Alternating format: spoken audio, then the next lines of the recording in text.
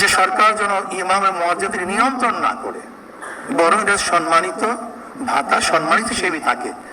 যদি ভাতাকে নিয়ন্ত্রণের মাধ্যম করা হয় তাহলে কিন্তু এটা হিতে বিপরীত হবে।